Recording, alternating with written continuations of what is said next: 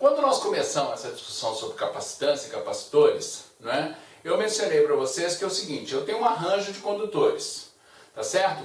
Eu vou utilizar um meio, né, no caso aqui eu exemplifiquei com uma bateria, tá, uma pilha, né, e eu vou tirar cargas de um condutor e passar para o outro condutor.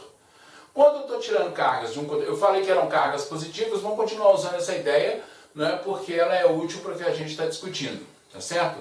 Não importa se nós estamos com cargas positivas ou negativas. Vamos supor que são positivas, vamos usar essa convenção. É uma convenção que a gente adota que facilita em alguns casos. Então, se eu estou tirando carga positiva de uma superfície condutora e levando para outra superfície condutora, então eu estou aumentando a carga numa e, portanto, aumentando a carga negativa na outra, né? Tá certo? Então, ao mesmo tempo que eu aumento a carga positiva nessa, eu aumento a carga negativa nessa. Se eu estou fazendo esse movimento, tá certo? Eu estou realizando um trabalho. Na hora em que eu vou colocando essa configuração, tá certo? Eu estou criando, se eu estou fazendo esse trabalho, não é? Eu estou acumulando energia potencial nesse circuito, tá certo? Se eu juntar, eu carreguei o capacitor e desliguei a bateria, então eu tenho carga positiva aqui, tenho carga negativa aqui. Porque elas estão isoladas, não acontece nada.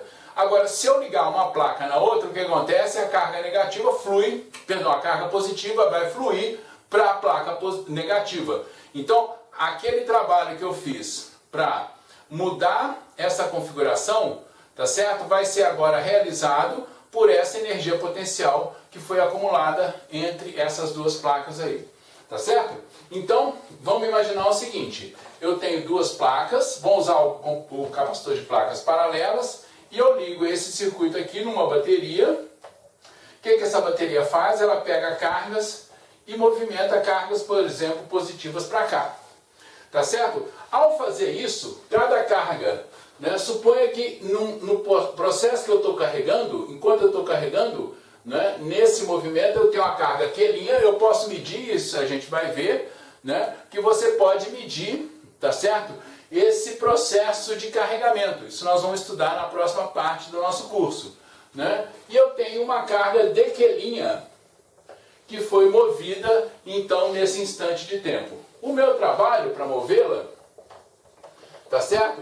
O meu trabalho é a diferença de potencial que eu tinha naquele momento, tá certo? Vezes Dq'. Foi assim que nós definimos diferença de potencial, lembra? Diferença de potencial é o trabalho que está sendo realizado, né, pela carga na qual foi realizada o trabalho, né?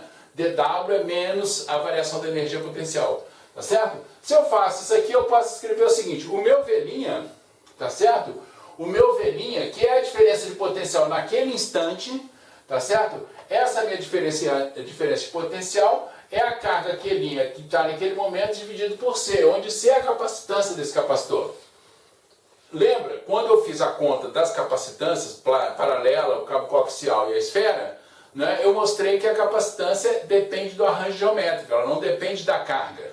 Né? O que eu posso dizer é que esse valor de Q' que está aqui dividido, né, pela diferença de potencial, tá certo? Me dá a capacitância desse capacitor. Então eu vou substituir, né, o meu valor de V' aqui, eu posso escrever então que isso aqui vai ser Q' vezes Dq' dividido por C, né, e eu posso então dizer que o meu trabalho, tá certo? O trabalho total que eu vou realizar, né, vai ser a integral de 0 até Q dessa aqui, então de Q' vezes Dq' sobre C. Ora, Q' vezes a integral de Q' de Q' vai dar Q' ao quadrado dividido por 2, de 0 até Q vai dar então Q ao quadrado dividido por 2C, que é a energia que foi acumulada no meu capacitor. Então, de novo, eu estou tirando carga, passando carga de uma placa para outra.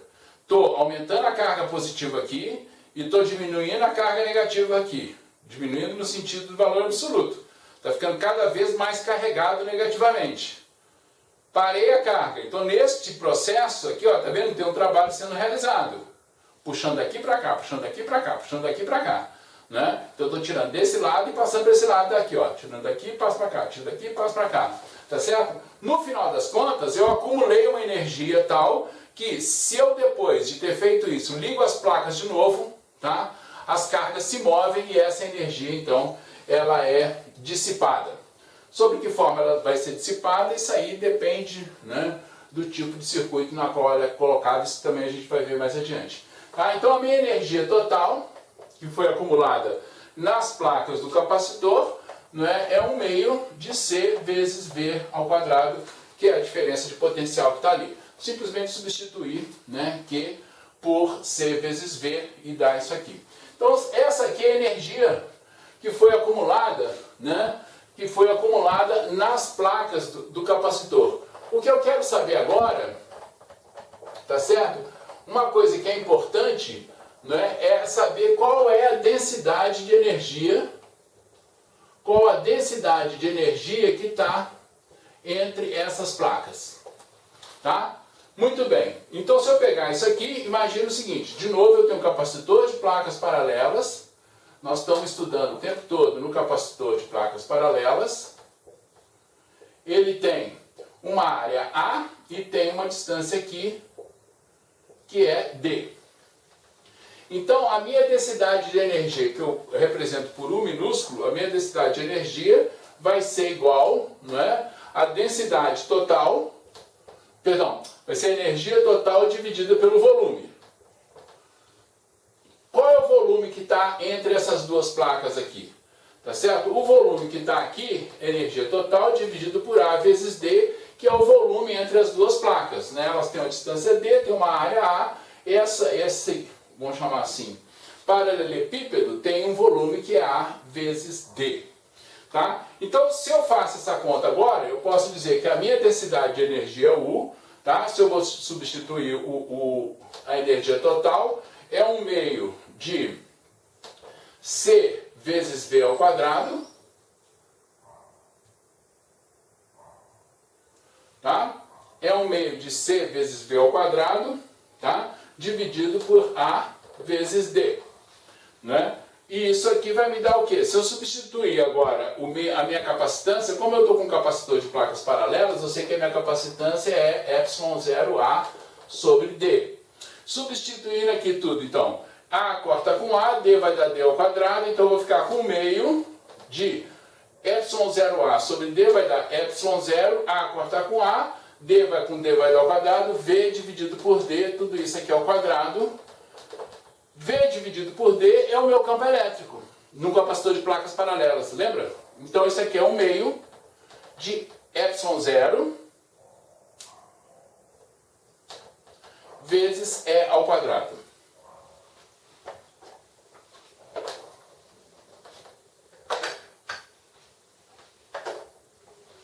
Isso é um meio, então, de ε0 vezes E ao quadrado.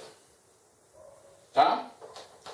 Isso aqui é importante dizer, né, que essa densidade de energia, né, essa fórmula que nós obtivemos essa fórmula para uma geometria muito simples, que é de placas paralelas. No entanto, né, eu informo a vocês que essa fórmula de energia, tá, ela vale não só para esse arranjo, mas vale para qualquer outro tipo, né, de campo elétrico. Então eu posso dizer que a energia, né, num campo elétrico, tá certo? A densidade de energia num campo elétrico é dada por essa expressão que está aqui, tá?